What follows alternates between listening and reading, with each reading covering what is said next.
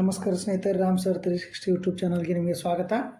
ನೋಡಿ, ಇವತ್ತಿನ ಪ್ರಚಲಿತ ಘಟನೆ ನೋಡ್ತಾ ಹೋಗೋಣ. ಹಾಗಾದರೆ ನೋಡಿ, ಯಾರು 6:30 ಲೈವ್ ಕ್ಲಾಸ್ ಕೇಳಿಲ್ಲ, ರೆಕಾರ್ಡೆಡ್ ಕ್ಲಾಸ್ ಆದರೂ ಕೇಳಿ ಹೋಗಿ ಪ್ಲೇಲಿಸ್ಟಲ್ಲಿ ಹೋಗಿ. ಓಕೆ, ಪ್ಲೇಲಿಸ್ಟಲ್ಲಿ ಎಲ್ಲ ನಿಮಗೆ ಸಂಪೂರ್ಣ ಮಾಹಿತಿ ದೊರೆಯುತ್ತದೆ. ಓಕೆ, ಪ್ಲೇಲಿಸ್ಟ್ ಒಂದು ತೋರಿಸ್ಬಿಡಲ ನಿಮಗೆ. ಓಕೆ, ನೋಡಿರಿ ರಾಮ್ ಸರ್ 360 ಯೂಟ್ಯೂಬ್ ಚಾನಲ್ ನೀವು ಹೋದ್ರೆ ನಿಮಗೆ ನೋಡಿರಿ ಇಲ್ಲಿ ಪ್ಲೇಲಿಸ್ಟ್ ಅಂತ ಇರುತ್ತೆ. ಪ್ಲೇಲಿಸ್ಟಿಗೆ ನಿಮಗೆ ಬಂದರೆ ನೋಡಿ, ಇಲ್ಲೆಲ್ಲ ನಿಮ್ಮ ಮಾಹಿತಿ ಸಿಗುತ್ತೆ. ಚಾಪ್ಟರ್ ವೈಸ್ ಮಾಹಿತಿ ಇದೆ. ಕರೆಂಟ್ ಅಫೇರ್ಸ್ ನೋಡಿ, ಇಲ್ಲೇ ಜನವರಿ ಕರೆಂಟ್ ಅಫೇರ್ಸು, ಇಲ್ಲಿ ಡಿಸೆಂಬರ್ ಕರೆಂಟ್ ಅಫೇರ್ಸು. ಇಲ್ಲಿ ಮೂರ್ತಿ ನೋಡಿ, ಇಲ್ಲೇ ಇದು ಡಿಸೆಂಬರ್ ಕರೆಂಟ್ ಅಫೇರ್ಸು. ಒಂದು ನಿಮಿಷ ಇದನ್ನು ಚೇಂಜ್ ಮಾಡ್ತೀನಿ.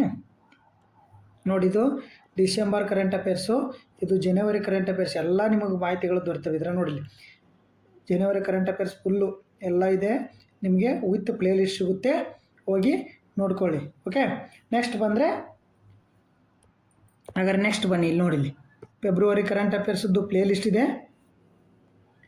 ಆ ಪ್ಲೇಲಿಸ್ಟ್ ನೋಡೋಣ. ಫೆಬ್ರವರಿ ಕರೆಂಟ್ ಅಫೇರ್ಸದ್ದು ಪ್ಲೇಲಿಸ್ಟ್ ನೋಡಿ. ಫೆಬ್ರವರಿ ಕರೆಂಟ್ ಅಫೇರ್ಸು ನೀವು ಯಾರ್ಯಾರು ಇನ್ನೂವರೆಗೆ ಕರೆಂಟ್ ಅಫೇರ್ಸ್ ವೀಕ್ಷಿಸಿಲ್ಲ ಅವರು ಕರೆಂಟ್ ಅಫೇರ್ಸ್ ನೋಡಿ. ಇಲ್ಲಿ ಬಂದರೆ ನಿಮಗೆ ಸಾಲಿಡ್ದ ವೀಡಿಯೋಗಳು ಸಿಗ್ತವೆ. ಜಸ್ಟ್ ಪ್ಲೇಲಿಸ್ಟಿಗೆ ಹೋಗಿ ಅದೇ ಥರನ ಅಂತ. ಆಲ್ರೆಡಿ ಈಗ ಸೈನ್ಸ್ ಬಂದ್ಬಿಟ್ಟು ಏಡ್ತ್ ಚಾಪ್ಟರ್ ವೈಸ್ ಸೈನ್ಸ್ ಮುಗಿದಿದೆ. ಹೋಗ್ಬಿಟ್ಟು ನೋಡ್ಕೊಬೋದು ನೀವು ಚಾಪ್ಟರ್ ವೈಸು. ಇಲ್ಲಿ ವೀಡಿಯೋ ಸೀರಿಯಲ್ ವೈಸ್ ಸಿಗ್ತವೆ ನೋಡಿ. ಡೈಲಿ ಕ್ಲಾಸ್ 1, 2, 3 ಈ ಥರ ಲೈವ್ ಕ್ಲಾಸ್ ಸಿಗ್ತದೆ. ನೀವು ಅದನ್ನು ಹೋಗ್ಬಿಟ್ಟು ವೀಕ್ಷಿಸ್ಬೋದು. ಪ್ಲೇಲಿಸ್ಟಿಗೆ ಭೇಟಿ ನೀಡಿ. ಹಾಗೆ ಈಗ 9th ಸ್ಟ್ಯಾಂಡರ್ಡ್ ಸ್ಟಾರ್ಟ್ ಆಗಿದೆ. ಇವತ್ತು ಆಲ್ರೆಡಿ ಭಾಗ 2 ಆಗಿದೆ ನೋಡಿ. ಇಲ್ಲಿ 9th ಸ್ಟ್ಯಾಂಡರ್ಡ್ ಸ್ಟಾರ್ಟ್ ಆಗಿದೆ ಆಲ್ರೆಡಿ. ಓಕೆ, ಇವತ್ತು ಆಲ್ರೆಡಿ ಭಾಗ 2 ಆಗಿದೆ. ಭಾಗ 1 ಮುಗೀತು. ಇದನ್ನೆಲ್ಲ ನೀವು ವೀಕ್ಷಣೆ ಮಾಡ್ಬೋದು ಸ್ನೇಹಿತರೆ. ಹಾಗಾದ್ರೆ ಇನ್ನೂ ಯಾರ್ಯಾರು ಸಬ್ಸ್ಕ್ರೈಬ್ ಆಗಿಲ್ಲ ಚಾನಲ್ ಸಬ್ಸ್ಕ್ರೈಬ್ ಆಗಿ, ಹಾಗೆ ನಿಮ್ಮ ಸ್ನೇಹಿತರಿಗೂ ಶೇರ್ ಮಾಡಿ. ಓಕೆ, ಹಾಗಾದರೆ ಬನ್ನಿ ಇವತ್ತಿನ ಕರೆಂಟ್ ಅಫೇರ್ಸ್ಗೆ. ಹಾಗಾದ್ರೆ ನೋಡಿ, ಈಗ ಆಲ್ರೆಡಿ ಒಂದು ಕ್ವಶನ್ನು ಮುಗಿತಾ ನೋಡಿ.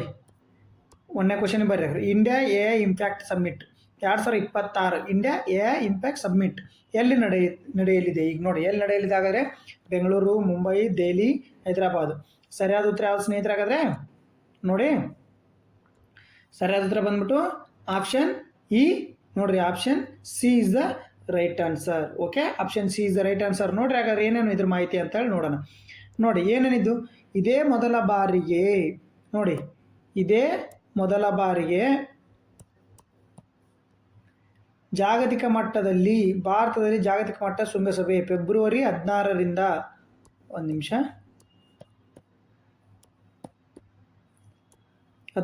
ಫೆಬ್ರವರಿ 20ವರೆಗೆ ಭಾರತ್ ಮಂಟಪದಲ್ಲಿ ಮಹತ್ವ ಶೃಂಗಸಭೆ ಬುದ್ಧಿ ಮತ್ತು ಪ್ರಮಿಗಳಿಗೆ ಕುರಿತು 5 ದಿನ ಚರ್ಚೆ. ನೋಡ್ರಿ, AI ಇಂಪ್ಯಾಕ್ಟ್ ಶೃಂಗಸಭೆ ದೆಹಲಿ ಸಜ್ಜು. ಎಲ್ಲಿ?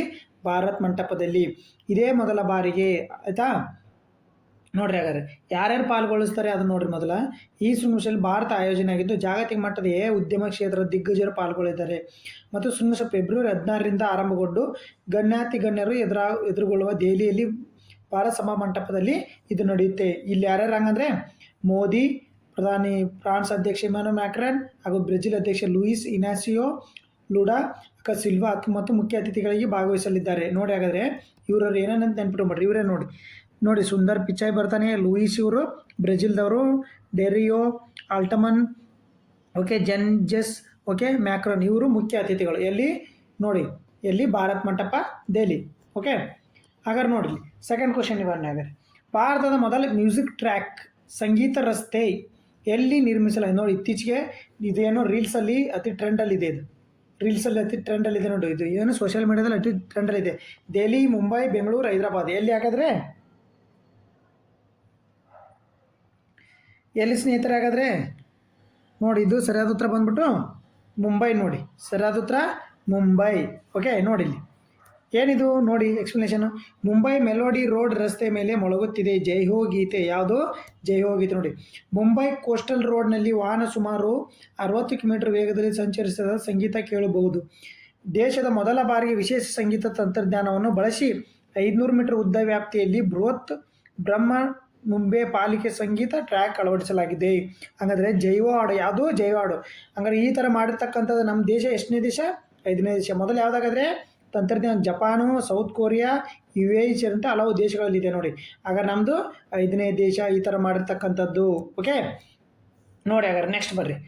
ಭಾರತದಲ್ಲಿ ವಿಶ್ವ ಕುಷ್ಠರೋಗ ಜಾಗತಿಕ ಅಭಿಯಾನವನ್ನು ಪ್ರತಿ ವರ್ಷ ಯಾವ ಅವಧಿಯಲ್ಲಿ ಆಚರಿಸಲಾಗುತ್ತದೆ? ನೋಡಿ, ಇಂಪಾರ್ಟೆಂಟ್ ಇದು ಕುಷ್ಠರೋಗದ್ದು. ಓಕೆ, ಇಂಪಾರ್ಟೆಂಟು ನೋಡ್ಕೊಳ್ಳಿ. ಯಾವ ಅವಧಿ ಹಾಗಾದರೆ? ಜನವರಿ 1ರಿಂದ ಜನವರಿ 15, ಫೆಬ್ರವರಿ 1ರಿಂದ ಫೆಬ್ರವರಿ 10, ಜನವರಿ 30ರಿಂದ ಫೆಬ್ರವರಿ 13, ಮಾರ್ಚ್ 1ರಿಂದ ಮಾರ್ಚ್ 15. ಸರಿಯಾದ ಉತ್ತರ ಯಾವುದಾಗಾದರೆ ನೋಡಿ, ನ್ಯೂಸ್ ಪೇಪರಲ್ಲಿ ಆರ್ಟಿಕಲ್ ಬಂದಿರತಕ್ಕಂಥದ್ದು ನೋಡಿರಿ, ಜನವರಿ 30ರಿಂದ ಫೆಬ್ರವರಿ 13. ನೋಡಿ ಸ್ನೇಹಿತರೆ, ಜನವರಿ 30ರಿಂದ ಫೆಬ್ರವರಿ 13. ಬನ್ನಿ ಹಾಗಾದ್ರೆ ನೋಡಿರಿ, ಕುಷ್ಠರೋಗ ಅಂದರೆ ನೋಡಿರಿ ಇದರದ್ದು ಮಾಹಿತಿ ನೋಡಿ. ಎದಕ್ಕಿದು ಜನವರಿ 30ರಿಂದ ಯಾರು ನೋಡಿರಿ, ವಿಶ್ವ ಕುಷ್ಠರೋಗ ನಿರ್ಮೂಲನೆ ಜಾಗತಿಕ ಅಭಿಯಾನ ನೋಡಿರಿ. ಹಾಗಾದ್ರೆ ಜನವರಿ 30ರಿಂದ ಫೆಬ್ರವರಿ 13ರವರೆಗೆ ಇದು ನೆನ್ಪಿಟ್ಕೊರಿ. ಓಕೆ, ಸಾವಿರಾರು ವರ್ಷಗಳ ಅನಾದಿ ಕಾಲದಿಂದಲೂ ಕುಷ್ಠರೋಗವು ಒಂದು ಶಾಪದಂತೆ ಪರಿಗಣಿಸಲಾಗಿದೆ. ಆದರೆ ಇತ್ತೀಚಿನ ದಿನಗಳಲ್ಲಿ ಕುಷ್ಠರೋಗ ಬಹು ಔಷಧ ಚಿಕಿತ್ಸಾ ಪದ್ಧತಿಯಿಂದ ನೋಡ್ರಿ, ಆ ಪದ್ಧತಿ ಬಹು ಔಷಧ ಚಿಕಿತ್ಸಾ ಪದ್ಧತಿ ಮುಂದೆ ಹೇಳ್ತೀನಿ ಇಲ್ಲಿ ನೋಡ್ರಿ. ಈ ರೋಗವನ್ನು ಜಾಗತಿಕವಾಗಿ ರಾಷ್ಟ್ರಪಿತ ಮಹಾತ್ಮ ಗಾಂಧೀಜಿಯವರ ಪುಣ್ಯ ದಿನದ ನಿಮಿತ್ತವಾಗಿ ಜನವರಿ 30ರಂದು ಅವರು ಫೆಬ್ರವರಿ 13ರವರೆಗೆ ವಿಶ್ವ ಕುಷ್ಠರೋಗ ಜಾಗತಿಕ ಅಭಿಯಾನವನ್ನು ಆಚರಿಸಲಾಗುತ್ತದೆ. ನೋಡ್ರಿ, ಅವರು ಜನವರಿ 31 ಮರಣ ಹೊಂದಿದ್ದಾರೆ. ಅವರ ಪುಣ್ಯ ದಿನದಿಂದ ಸ್ಟಾರ್ಟ್ ಮಾಡಿ ಫೆಬ್ರವರಿ 13ರವರೆಗೆ. ಓಕೆ, ಕುಷ್ಠರೋಗ ಅಂದರೆ ಏನು ಮೊದಲು ನೋಡ್ಕೊಳ್ಳಿ. ಕುಷ್ಠರೋಗವು ಮೈಕ್ರೋಬ್ಯಾಕ್ಟೀರಿಯಾ ಲೆಪ್ರೆ ಎಂಬ ಸೂಕ್ಷ್ಮ ಜೀವಾಣುಗಳಿಂದ ಬರುವ ರೋಗ. ಯಾವುದು? ಲೆಪ್ರೆ ಸೂಕ್ಷ್ಮ ಜೀವಾಣುಗಳಿಂದ. ನೋಡು, ಇದು ಮುಖ್ಯವಾಗಿ ಚರ್ಮ ನರಗಳ ಮೇಲೆ ಪ್ರಭಾವ ಬೀರುತ್ತದೆ. ಲಿಂಗ ವಯಸ್ಸಿನ ಭೇದ ಭಾವ ಇಲ್ಲದೆ ಯಾರಿಗಾರು ಬರ್ಬೋದು. ಸಕಾಲದಲ್ಲಿ ಚಿಕಿತ್ಸೆ ನೀಡದಿದ್ದರೆ ಒಬ್ಬರಿಗೊಬ್ಬರು ಹರಡುತ್ತದೆ. ನೋಡ್ರಿ ಕುಷ್ಠರೋಗ ಒಬ್ಬರಿಗೊಬ್ಬರಿಗೆ ಹರಡುತ್ತದೆ ಸಕಾಲದಲ್ಲಿ ಚಿಕಿತ್ಸೆ ಇರ್ಲಿಕ್ಕಂದ್ರೆ.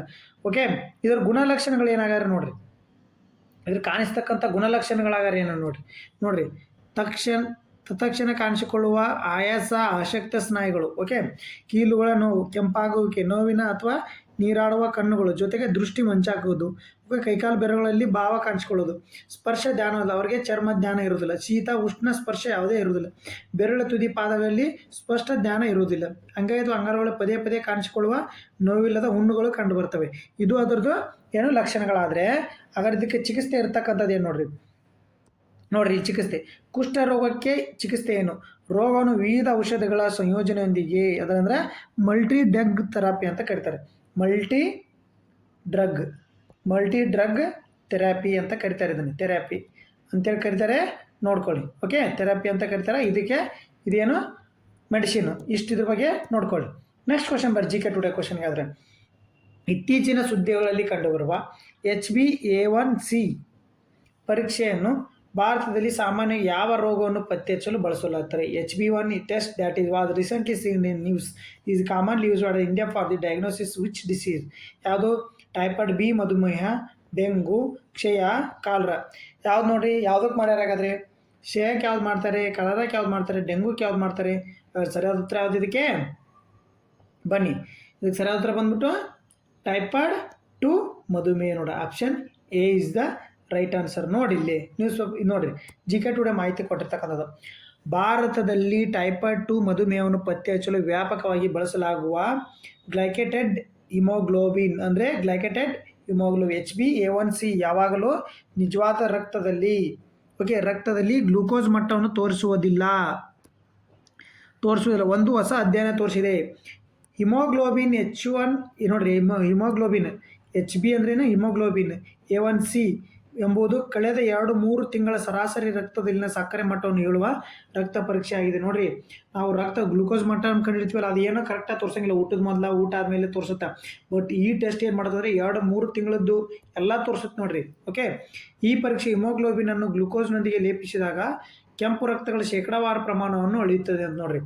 ಈ ಕೆಲಸ ಮಾಡುತ್ತದೆ ಏಕೆಂದರೆ ಗ್ಲೂಕೋಸ್ RBCಗಳ ಪೂರ್ಣ ಜೀವಿತಾವಧಿಯವರೆಗೆ ಹಿಮೋಗ್ಲೋಬಿನ್ ಅಂಟಿಕೊಳ್ಳುತ್ತದೆ. ಆದರೆ ಸುಮಾರು 3 ತಿಂಗಳುಗಳು ಅಂದರೆ 3 ತಿಂಗಳವರೆಗೆ ಏನು ಮಾಡ್ತೀವಿ, ಗ್ಲೂಕೋಸು RBCಗೆ ಅಂಟಿಕೊಂಡಿರುತ್ತದೆ. ಅದಕ್ಕೋಸ್ಕರ ಅದನ್ನು ಕಂಡುಹಿಡಿಯಬೇಕಂಥದ್ದು ಸುಲಭವಾಗುತ್ತೆ. ಓಕೆ, ಹೆಚ್ಚಿನ HbA1c ಮೌಲ್ಯದ ದೀರ್ಘಕಾಲದ ಅಧಿಕ ರಕ್ತ ಸಕ್ಕರೆಯನ್ನು ಸೂಚಿಸುತ್ತದೆ. ಇದು ಮಧುಮೇಹವನ್ನು ಸೂಚಿಸುತ್ತದೆ. ಮಧುಮೇಹದ ಹೃದಯ, ಮೂತ್ರಪಿಂಡ, ನರಗಳ ಕಾಯಿಲೆಗೆ ಕಾರಣವಾಗುತ್ತೆ. ಮಧುಮೇಹ ಅನ್ನೋದೊಂದು ರೋಗಗಳ ಗುಂಪು. ಓಕೆ, ನೆಕ್ಸ್ಟ್ ಕ್ವಶನ್ ಬರ್ರಿ ಹಾಗಾದ್ರೆ ನೋಡಿ, ಇದು ವೆರಿ ವೆರಿ ಇಂಪಾರ್ಟೆಂಟ್, ಡಿಫೆನ್ಸಿಗೆ ಸಂಬಂಧಪಟ್ಟಿರ್ತಕ್ಕಂಥದ್ದು. ಓಕೆ, ನೋಡ್ರಿ, ಇದು ಸ್ಕಾಲ್ಪ್ ಕ್ಷಿಪಣಿ ಬಗ್ಗೆ. ಸ್ಕಾಲ್ಪ್ ಅಂದರೆ ಸ್ಮಾರ್ಟ್ ಶ್ಯಾಡೋ ಅಂತ ಅರ್ಥ. ನೋಡ್ರಿ, ಸ್ಮಾರ್ಟ್ ಶ್ಯಾಡೋ, ಸ್ಕಾಲ್ಪ್ ನೋಡ್ರಿ, ಸ್ಕಾಲ್ಪ್ ಸ್ಟ್ರೋಮ್ ಶ್ಯಾಡೋ ಅಥವಾ ಸ್ಟಾರ್ಮ್ ಶಾಡೋ ಅಂತ ಕರೀತಾರೆ. ಫ್ರಾನ್ಸ್ ಮತ್ತು ಯಾವ ದೇಶ ಜಂಟಿಯಾಗಿ ಅಭಿವೃದ್ಧಿಪಡಿಸಿದೆ ನೋಡಿ, ಇದನ್ನು ನೀವು ನೆನಪಿಟ್ಟು ಬರ್ತಕ್ಕಂಥದ್ದು. ಇದನ್ನು ಆಪರೇಷನ್ ಸಿಂಧೂರ್ನಲ್ಲಿ ನಮ್ಮ ಇಂಡಿಯಾ ಬಳಸೈತೆ. ಆಪರೇಷನ್ ಸಿಂಧೂರ್ ಐತಲ್ಲ, ಅದರಲ್ಲಿ ಬಳಸಿರ್ತಕ್ಕಂಥದ್ದು. ಅದಕ್ಕೋಸ್ಕರ ನ್ಯೂಸಲ್ಲಿ ಐತಿ. ಯಾವ ದೇಶಗಳು ಬಳಸ್ಯಾವ ಹಂಗಂದ್ರೆ, ಯಾವ ದೇಶದ ಜಂಟಿ ಇದೇನು ಕಾರ್ಯಕ್ರಮ ಇದು? Germany, Russia, China, United Kingdom. ಯಾವ ಸರಿಯಾದ ಉತ್ತರ ಇದಕ್ಕೆ ನೋಡಿ ಸ್ನೇಹಿತರೆ? ಯುನೈಟೆಡ್ ಕಿಂಗ್ಡಮ್ ಸರಿಯಾದ ಉತ್ತರ ನೋಡ್ರಿ. ಯುನೈಟೆಡ್ ಕಿಂಗ್ಡಮ್ ಮತ್ತು ಫ್ರಾನ್ಸ್ಗಳು ಎರಡು ಸೇರ್ಬಿಟ್ಟು ಮಾಡಿರ್ತಕ್ಕಂಥ ಕ್ಷಿಪಣಿ ಯಾವುದು? ಸ್ಕಾಲ್ಪ್ ಕ್ಷಿಪಣಿ ನೋಡಿ. ಇದ್ರ ಬಗ್ಗೆ ನೋಡೋಣ ಹಾಗಾದ್ರೆ.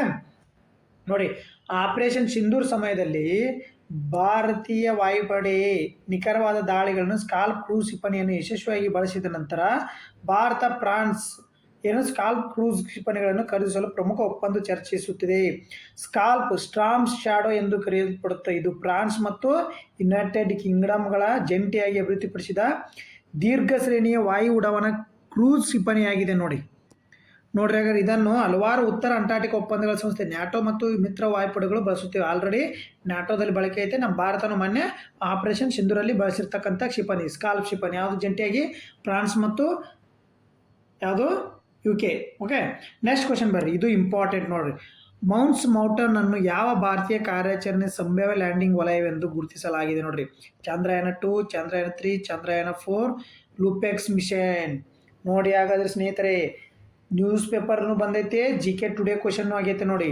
ಯಾವುದು? Chandrayaan 4 is the right answer. Okay ನೋಡ್ರಿ, GK ಟುಡೇ ಕ್ವಶನ್ ಅದು ಪ್ರಜಾವಾಣಿ ನ್ಯೂಸ್ ಪೇಪರ್ ಎರಡು ಕಡೆ ನ್ಯೂಸ್ ಆಗೈತೆ ನೋಡಿ. ಅದಕ್ಕೋಸ್ಕರ ಇಂಪಾರ್ಟೆಂಟ್. ಯಾವುದು? ಮೌಂಟ್ಸ್ ಮೌಂಟನ್ ಅನ್ನು ಯಾವ ಭಾರತೀಯ ಕಾರ್ಯಾಚರಣೆ ಸಂಭಾವ್ಯ ಲ್ಯಾಂಡಿಂಗು ನೋಡಿದ್ರಿ? ವಿವರಣೆ ನೋಡ್ಕೊರಿ ಸ್ವಲ್ಪ.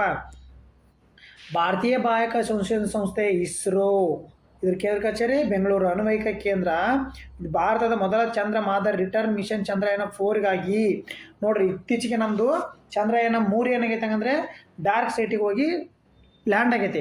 ಬಟ್ ಅಲ್ಲಿಂದ ಮಾದರಿಯನ್ನು ತರ್ತಕ್ಕಂಥ ಮಿಷನ್ ಯಾವುದು? ಮಿಷನ್ 4. ಓಕೆ, ತಾಣವಾಗಿ ಮಾನ್ಸ್ ಮೌಂಟನ್ ಅನ್ನು ಆಯ್ಕೆ ಮಾಡಿಕೊಂಡಿದೆ.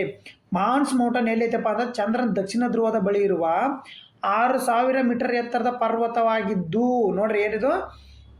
ಎಲ್ಲೈತಿ? ದಕ್ಷಿಣ ಧ್ರುವದಾಗ ಐತಿ. 6000 ಮೀಟರ್ ಎತ್ತರದ ಪರ್ವತ ಆಗಿದ್ದು ಸುರಕ್ಷಿತ ಲ್ಯಾಂಡಿಂಗ್ಗೆ ಸೂಕ್ತವಾದ ಸಮತಟ್ಟಾದ ಶಿಖರ ಹೊಂದಿದೆ. ಇದು ದಕ್ಷಿಣ ವೃತ್ತಾಕಾರ ಪ್ರದೇಶದ ಇದೇ ಒಂದು ನೋಡ್ರಿ ಗಣಿತದ ಮೆಲ್ಬಾ ರಾಯ್ ಮೌಂಟನ್ ಅವರ ಹೆಸರಿಡಲಾಗಿದೆ ನೋಡ್ರಿ. ಗಣಿತಶಾಸ್ತ್ರದಿಂದ ಮೆಲ್ಟಾ ರಾಯ್ ಅವರ ಹೆಸರಿಡಲಾಗಿದೆ ನೋಡ್ರಿ. ಓಕೆ, ಈ ಸ್ಥಳವು ಚಂದ್ರನ ಅತ್ಯಂತ ಹಳೆಯ ಮತ್ತು ಅತಿ ದೊಡ್ಡ ಇಂಪ್ಯಾಕ್ಟ್ ಬೇಸಿನ್ ಆಗಿರುವ ದಕ್ಷಿಣ ಧ್ರುವದ ಐಟ್ಕನ್ ಬೇಸಿನ್ ಅಂಚಿನಲ್ಲಿದೆ ನೋಡ್ರಿ. ಐಟ್ಕನ್ ಬೇಸಿನ್ ಅಂಚಿನಲ್ಲಿದ್ದು ಹಳೆಯದ ಎತ್ತರ ಪರ್ವತ ಇದು ಚಂದ್ರನಲ್ಲಿ.